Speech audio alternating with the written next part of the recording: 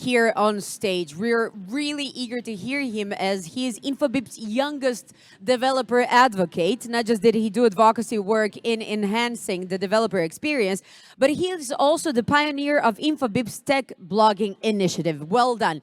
So anyways, guys, if you do not agree with him, I strongly advise you to agree to disagree with him, as he's the karate master with European championships and World Cup medals. We swear to God, he used to do it, and now he swears he doesn't use his black belt that often anymore. And they're not allowed to do it outside the court. So, anyways, but be aware. Except for that, he likes being in nature, different sports, listening to music, and of course traveling. So there's a soft and romantic spot besides here his warm and beautiful and big smile. But regarding his lecture, which is more important, hello world is something we all know, and which is commonly used phrase within IT circles, basically serves to describe that moment of getting sanity check results when consuming any piece of software. And having the time to get there being short can hugely impact the overall satisfaction with the results themselves. So here's a story on that. Ladies and gentlemen, Aldin Kiselica.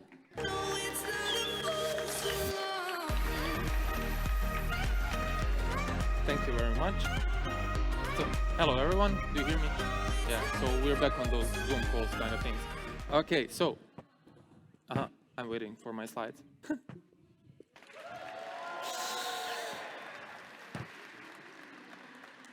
Okay, thank you. So, hello everyone. Welcome to Infobip Shift. My name is Aldin, and I'm a developer advocate at Infobip. The idea for today is basically for me to walk you through this topic that, when completely simplified, it comes down to me trying to raise the awareness to you, mostly developers in the audience, about the importance of enhancing the experience of those developers that are consuming your software. And I'm talking about actually consuming your code, not those freelance platforms. Now, with no further ado, since we do not really have that much of a time, or, we actually, okay, 29, not bad. So, let me tell you a slow intro, what to focus on. The idea is that, well, we live in a bit crazy world nowadays. There's a lot of hype, there's a lot of those buzzwords, and they are kind of steering the directions that most of our companies are going to. Now, with all that agility around, with all the need for fast iterations, with all the need to fast deliver products, the focus of the development teams mostly gets put on those purely technical challenges, you know. And okay, functionality first, awesome, but on top of that, you know, like mostly scaling stuff, security stuff, optimization stuff, and so on and so on and so on. And at the same time, we kind of put aside some of the additional stuff that's actually quite important, and it comes down to how easy it is for those developers to actually, you know, figure out how to use your stuff. And that's something that we're going to talk about today. But let me tell you a little story first. So for that story, we kind of gonna have to go a bit back in the history. Now, I'm not going to say the exact years because I don't trust the sources, honestly, about these years. And when you figure out when the guy on the next picture was born, you'll probably figure it out. Now, here's the thing. Let's just say that we are going back to somewhere in 15th century, and we are in Milano. Okay, so the Duke of Milano is organizing a certain feast. I know this is not the Duke. He basically appoints a certain someone to organize him that feast. You know, it's a high-profile stuff, extravagant, you know, plenty of important invitees and so on and so on. So basically, he appoints this guy to help his staff to organize the stuff, you know, to have the best possible experience for everyone attending. And if you're not already recognized him, the guy on the image is Leonardo da Vinci. Now, the thing is that the sources says that this event occurred in 1430, but this dude, like, was born 20-some-ish years after that, so yeah, twisted. Okay, so what happened is that basically Leonardo went on and tried to optimize some stuff, you know. Being the inventor, as we all know him, he figured how to do a twist on some things. And basically what he did is he, well, either invented or tried to improve certain parts of the processes. So he basically invented those, like, conveyor belts, basically what you can see in the, you know, supermarkets. When you go to the cashier, you put a piece of item on one place and it gets transferred to another, you know, simple stuff. So the idea behind that is basically for the kitchen stuff, not to have too much traction, you know, not to drop stuff and so on and so on and so on. On top of that, he invented, well, actually manufactured, some sort of huge oven that was able to, well, kind of cook on much higher temperatures that was normal at the time. And we're talking about 15th century. So beware that we are still like several hundred years before the Industrial Revolution. And he, on top of that, invited some kind of local artists to basically do the carvings in the food. So when the food gets served to you, you are kind of eating a work of art. Now, this story is actually known as a kitchen disaster. So you might figure out that it did not really go as planned. And the thing is that, well, the conveyor belts were kind of erratic. So the food was also like either piling up or was missing. It was either too fast or too slow. The oven, well, actually, the cooks burned most of the food because the oven was, as I mentioned previously, working on much higher temperatures. So basically, they weren't used to the stuff, and no one explained to them how to do it. And what was next one, actually?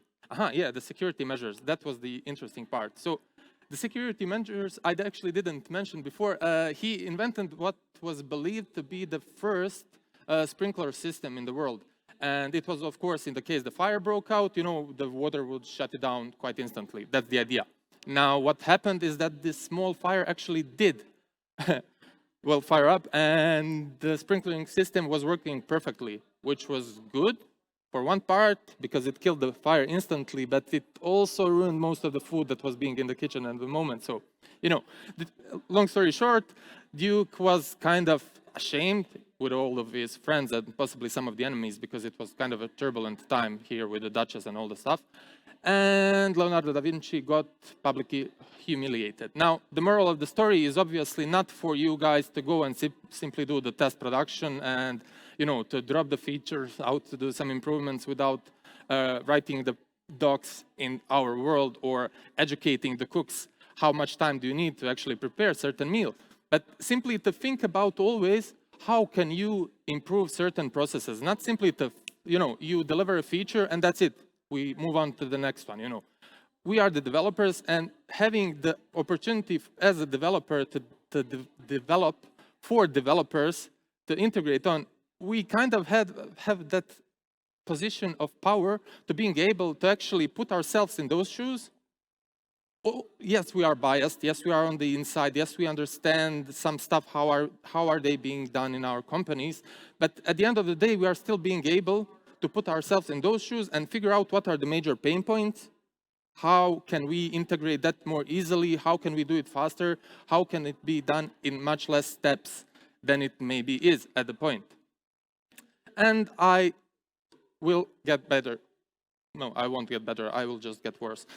So, enhancing the developer experience. I mean, the developer experience is basically just a subtype of UX. As you know, when you think of it, developer at the end of the day is the users, and most of us are either using certain libraries, some components, some frameworks, whatever, or at the top of that, while using them, are also developing them. And the thing is that, well, as I mentioned before, when you are on the inside, you can simply easily figure it out. Now, here is the point where we come to the hello world. As my announcer mentioned previously, basically, well, a hello world, apart from the obviously being probably the first thing most of us ever coded, is also commonly used, you know, not a sentence, but well, God damn it, I lost my track of minds. But basically, it's a phrase that's commonly used in the IT circles when you want to describe that part of, you know, moment of realization. When you are using a software, what are the inputs? What are the outputs? Do you actually have some value out of it? And how easy it was for you to get there? Simple as that. Now, if you're anyhow, you know, if you ever read about any sort of marketing kind of, let's say, of perks, okay, you might have heard about this one. So this is basically a universal rule, and you can pretty much, when you understand the domain of what are you working on and what's the primary focus on whatever you are doing, you can figure it out and define it and adjust it for your needs. So the idea here is basically that, well, in order to shorten the time to that hello world we mentioned in the title, we can do several things. And this rule basically is a three-phase rule, as you can see with those semicolons, no, what dashes, whatever, I have no idea what I'm talking about. Basically, we have three phases. First phase is the most important one. Just gain their attention. Okay, you have basically 3 seconds to engage the user in a way that he will want to continue to investigate on you. Let's say we have a Bob, and Bob, finds out about whatever you are doing, and Bob starts browsing about you. So if the first stuff that he can find that you are talking about yourself, about your product, is engaging, he will probably spend a little more time investigating, is it even worth for him trying to, go further and integrate with it.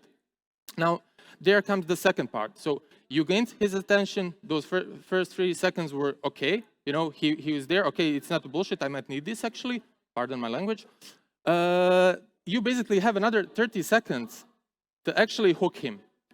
So if you hook him in the next 30 seconds in the sense that you told him a short story about the core base use case that he might want to use, you are probably getting a person who is going to try and, test your, in this case, APIs, in some other cases, something else.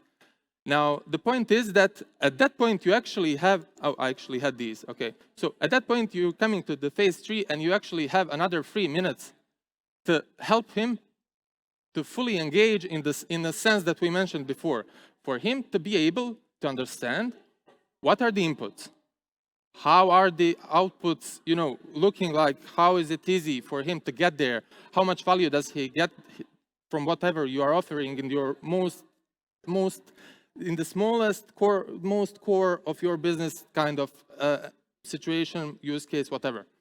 And the point is that if you actually manage to provide him that kind of an experience, I mean, of course, developers are actually not the decision makers in the companies, but as the people who are doing that stuff and coding it and integrating it, they actually do have a word at the table. So if you manage to provide them with the best possible experience, they are most probably going to come back as a paying customer at some point.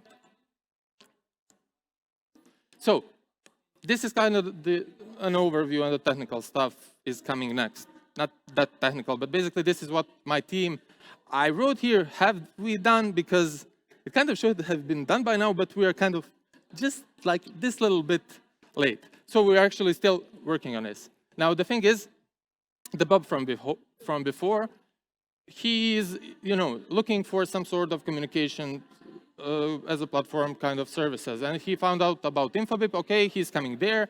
He's getting on that dashboard. He's finding out some docs. And being the developer, first things first, he's going to check the endpoints. Let's say like that. So he's finding out that API reference. It's okay. What's going on? So basically, you're offering him to create an account. Now, a bit, itchy, but okay, let's see, is it worth it? Now, the point is, okay, he checks out those endpoints. He might want to try it. Maybe yes, maybe not. If yes, okay, let's see if that create account is actually, are you asking me to do some shit I don't really want to do? Now, okay, I'm coming there. Okay, no need for any sort of credit cards, whatever, blah, blah, blah. Basically, he creates an account in a matter of seconds because pretty much any important data is needed there apart from whatever he knows at the beginning. And that's his name, his email address, and basically having a phone next to him to verify whenever he's done with it. And this is where the third phase of what I was talking about previously kicks in. So how to help him get whatever he needs in as short amount of time as possible. So what we have here is basically, first thing first, when you get started with playing with SMS on our platform right now. Okay. And being the developer, you would like to actually see some code samples, some endpoints, whatever you would like to see, And what you can see is several sort of buttons. Now, as you can see there are some sort of, languages, programming languages, some, several, actually 2 of those categories. Long story short, we have some sort of client libraries that are built in-house, and those client libraries solve many of the, extra stuff that you might want to have to do if you're not using them. Now, the thing is that we could have simply, coded some stuff in our local environments, paste the code up there, and voila, that's it. However, what we did is basically integrate something else. And what we did is basically when you click that button, what happens is that your browser pretty much opens in browser IDE with already preloaded code samples, with preloaded all the authentication data you need, all the data that you put in when you initially signed up, and you are ready just to click run or to continue coding, add some maybe additional sort of business logic that you might need, and that's it. So you don't really actually have to do anything. You don't have to think about your setting up your environment, setting up some sort of, I don't know, playground, projects, whatever. All you have to do is basically click one button and play with it. And that should be it, right? Now, of course, you don't always have the resources to play with all that stuff. You maybe don't have the resources or the manpower or whatever to actually go all the way and integrate some third-party stuff. But the point is that you can always do a little something. And that little something are sometimes, I don't know, some sort of quick wins, which, I mean, a quick win is basically pretty much anything anyone in the team can do at any point, which, adds an additional value to the user. At this point, it's a developer, so to the developer. And here's basically how it looks in the background. Now, we already met Bob. Bob is on the what's on your right-hand side. And now we're going to introduce another participant here, and that's Joe. Joe is on the left bottom corner of the screen. And why Joe? Because it's easy to read and it's Spanish for me, so I don't know, it kind of makes sense. Now, here's what happens. So we have a Joe, okay, and Joe basically coded some code samples and he pushed them to GitHub. Okay, so GitHub, of course, by using Git actions, you push that stuff to the Docker Hub. Okay, now, if you check it out on the right corner, and I'm not talking about Infobip logo, you have that AVS bubble like with another icon on its lower right corner, and that is basically Code Anywhere. So that's the solution we are using for this integration. Code Anywhere is a cloud-based IDE. Basically, it's run on Docker. It's not. It's totally irrelevant what environment are you on. It builds everything you need, and you just put the stuff there that you need to put. Now, when Bob clicks on that button, he basically sends a request, to Code Anywhere. Code Anywhere fetches, filters. Okay, it gets authenticated, of course, but he fetches and filters the resources from Docker Hub. They are getting pulled back. What the fuck? Okay.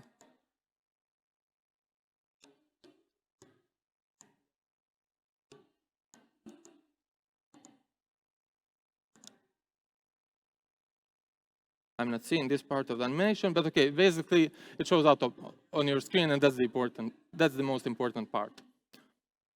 Now, I actually got jitters, so I talk actually almost twice as fast as I would like to have been talking, or I just missed some of the important stuff, so I will hear it later. But the idea is, well, let's go it like that. Yes, okay, the functionality is important. You make it work, it's awesome, it works, it's optimized, it's whatever. But if it's too complicated for whoever is using it, is it really worth not taking some time to do some simple stuff that can enhance their experience? You can have so many steps in a way for someone to figure out how can he simply use something that you are creating for him. And just little time of yours is what is needed.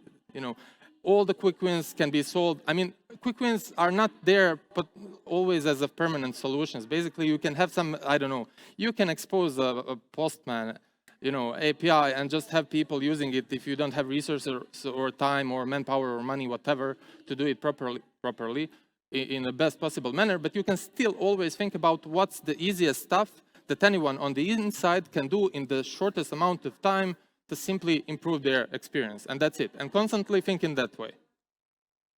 The second thing is, okay, yes, quick wins can be huge. I mean, that's a jackpot because it really happens once in a lifetime that you will probably get a quick win that is a permanent solution. It's most probably not, but still, it's worth it. And you're a developer, you are integrating that stuff. You are always using someone else's libraries, frameworks, whatever. You can easily figure out how to make things work, how should they work, and how many steps that you maybe don't have to have, are you having right there, you know? So just put yourselves in those shoes, think about it, and that's it. So I hope that I didn't bore you too much, and that's it from me, actually. So we can have questions or not, or you can send them to my email, or let's have a chat at the booth, because we're gonna have to be there all day tomorrow. So yeah, that's pretty much it. Thank you, guys.